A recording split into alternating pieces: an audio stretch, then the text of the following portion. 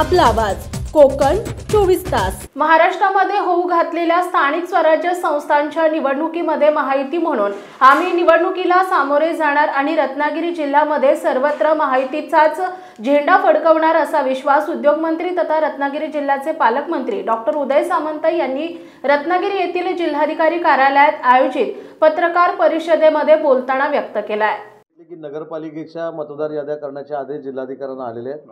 त्याच्यामुळे असं म्हणायला हरकत नाही अंदाजानं की नगरपालिकेच्या निवडणुकीचे पडघम वाजायला सुरुवात झालेली आहेत।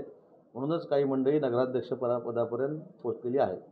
आपली तयारी पालकमंत्री म्हणून आपण कधी पण उद्या आचारसंहिता लागली तरी तयारी काय असेल रत्नागिरीच्या प्रत्येक स्थानिक स्वराज्य संस्थेवर महायुतीचा भगवा फडकलेला आपल्याला दिसणार।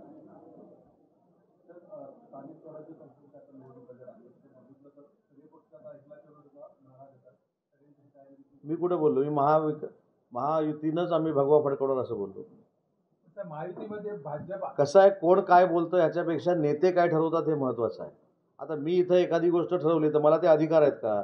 जर राज्याचा उद्योगमंत्री म्हणून आणि समन्वय समितीचा सदस्य म्हणून जर मला अधिकार नाहीत तर बाकी कोणी बोलून काय उपयोग नाही त्याचा। नेते ठरवतील, नेते सक्षम आहेत। अजून नेत्यांवर इकडच्या नेत्यांचं ऐकून डिसिजन घ्यायची वेळ नाही आली। ते तिघेही नेते अतिशय चांगल्या पद्धतीनं काम करत आहेत, ते निर्णय घेतील।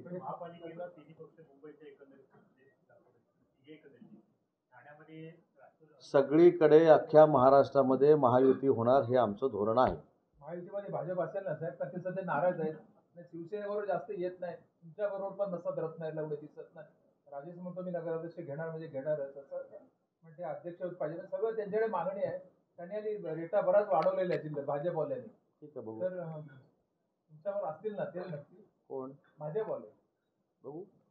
सर, मुंबई महापालिकेची निवडणुकीत ठाकरेंच्या रत्नागिरी जिल्ह्याच्या खेड येथील नेते वैभव खेडेकर यांचा 3 वेळा पक्षप्रवेश रद्द होणं योग्य नसल्याचं मत पालकमंत्री डॉक्टर उदय सामंत यांनी व्यक्त केले आणि ते जर का माझ्या पक्षात येणार असतील तर आमच्याकडे एकदाही पक्षप्रवेश रद्द होणार नाही असेही पत्रकारांशी बोलताना म्हणाले।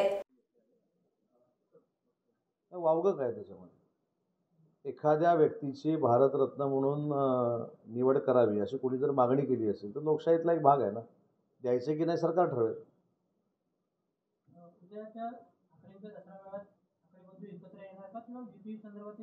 मला नाही दोघांनी फोन केलेला। आता आले तर आपण टीव्हीवर बघायचं। कसं बघता की त्यांनी पण नाही मला फोन केला, असं काय झालं ते? नाही, वैभव खेडेकर हे अतिशय समाजामध्ये जाऊन काम करणारे एक व्यक्तिमत्व आहे। माझ्या अतिशय जवळचे ते मित्र आहेत, पण त्यांचा 3 वेळा का पक्षप्रवेश रद्द झाला हे मला पण कळलेलं नाही। पण एक माझं मत सांगतो राजकीय, की अशा पद्धतीनं पक्षप्रवेश रद्द होणं म्हणजे एखाद्या कार्यकर्त्याचं खच्चीकरण आहे आणि ते होऊ नये हीच माझी भूमिका आहे। त्यांनी कुठच्या पक्षात जावा त्यांचा वैयक्तिक प्रश्न आहे, पण 3 वेळा एखाद्या कार्यकर्त्याचा पक्षप्रवेश रद्द होणं हे शेवटी त्याच्या मनाला लागत असतं। आम्ही भाजपाच्या बद्दल बोललो, ते भाजपात चाललेत ना, मग त्यांच्याशी बोला, येतात काय बघा आणि मला सांगा। तुमच्याकडे येण्याचे संकेत नाही। हो, मी सांगितलं तुमची त्यांची चांगली ओळख असेल त्यांच्याशी तुम्ही बोला, येणार असतील तर माझी भेट घालून द्या, मग निर्णय घेतो। असा 3 वेळा रद्द होणार नाही याची हमी देतो। राज्यभर शिवसेनेत पक्षप्रवेश वेगानं सुरूच असल्याचे पालकमंत्री डॉक्टर उदय सामंत पत्रकार परिषदेत बोलताना म्हणाले।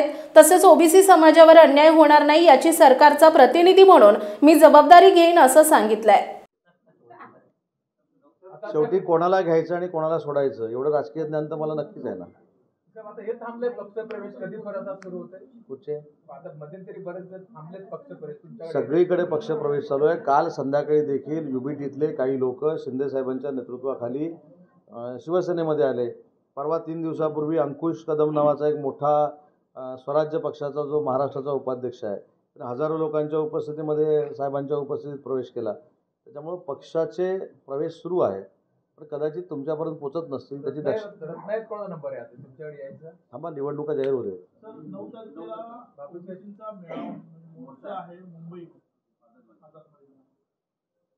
या संदर्भात तुम्हाला मला सांगायचं की आत्ताच मी त्या सगळ्या मंडळींशी बैठक घेतली। सगळे नेते आता देखील माझ्याबरोबर पत्रकार परिषदेला आहेत। एक म्हणणं बरोबर आहे की ओबीसीच्या GR मुळे जर कोकणातल्या कुणबी समाजावर परिणाम होणार असेल तर त्या ज्या त्यांच्या मनातल्या शंका आहेत त्या दूर करण्यासाठी मुख्यमंत्री महोदयांनी एका बैठकीचं आयोजन करावं अशा पद्धतीची विनंती मी मुख्यमंत्री महोदयांना करणार आहे. आणि त्यांच्या मनातल्या शंका जर खऱ्या असतील तर त्या पूर्ण होईपर्यंत एक कार्यकर्ता म्हणून मी या जिल्ह्यातल्या या कोकणातल्या ओबीसी समाजाबरोबर आहे. समुंदर की गोद में पला है तू, अंगड़ाई लेते ही लहरें शुरू, आज यौवन की मस्ती छोड़, ले चलता हूं तुझे एक नए मोड़, आजा तुझे मां पुकारे अब, छेड़ देते हैं बीच से कुछ शरारत हंसी, गले लगा ले उसे ए फकीर, इंतजार कर रहा है तेरा तो, चल दे देते हैं उसे फसल की खूबसूरती तो, आजा तुझे मां पुकारे अब, उन्हें भी देनी है एक नई पहचान, आजा तुझे मां पुकारे अब। फिनोलेक्स पाइप्स पहुंचाए पानी को अपनी मां के पास।